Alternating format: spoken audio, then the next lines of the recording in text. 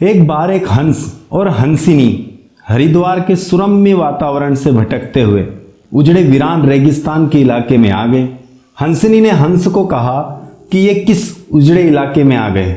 यहाँ ना तो जल है, न जंगल और ना ही ठंडी हवाएं हैं। यहाँ तो हमारा जीना मुश्किल हो जाएगा।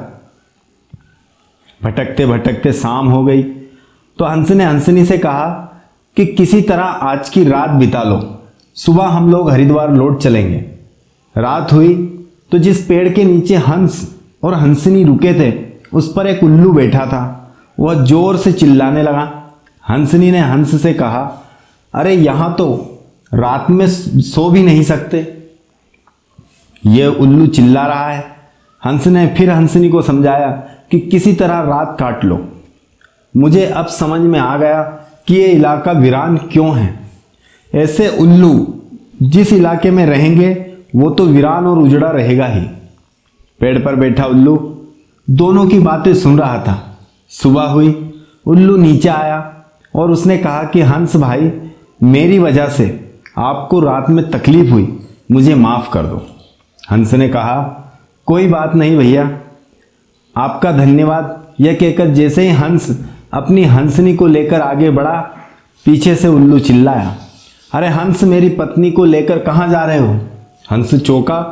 उसने कहा, आपकी पत्नी? अरे भाई, यह हंसनी है, मेरी पत्नी है, मेरे साथ आई थी, मेरे साथ जा रही है। उल्लू ने कहा, खामोश रहो, ये मेरी पत्नी है। दोनों के बीच विवाद बढ़ गया। पूरे इलाके के लोग एकत्रित हो गए। कई गांवों की जनता बैठी, पंचायत बुलाई गई, पंच लोग भी आ गए। बोले, भाई किस बात का विवाद है? लोगों ने बताया कि उल्लू कह रहा है कि हंसनी उसकी पत्नी है और हंस कह रहा है कि हंसनी उसकी पत्नी है। लंबी बैठक और पंचायत के बाद पंच लोग किनारे हो गए और कहा कि भाई बात तो यह सही है कि हंसनी हंस की ही पत्नी है, लेकिन यह हंस और हंसनी तो अभी थोड़ी देर में इस गांव से चले जाएंगे। हमारे बीच में तो उल्लू को ही रहना है, इसलिए फैसला उल्लू के ही हक में सुनाना चाहिए।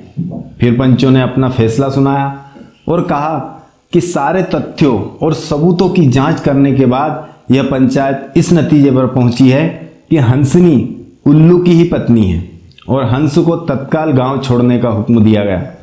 यह सुनते ही हंस हैरान हो गया और रोने, चीखने और चिल्लाने लगा कि पंचायत ने गलत फैसला सुनाया। उल्लू ने मेरी पत्नी ले ली है।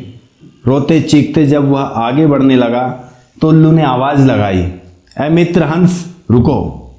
हंस ने रोते हुए कहा कि भैया अब क्या करोगे? पत्नी तो तुमने ले ही ली, अब जान भी लोगे? उल्लू ने कहा, नहीं मित्र, यह हंसनी आपकी पत्नी थी, है और रहेगी।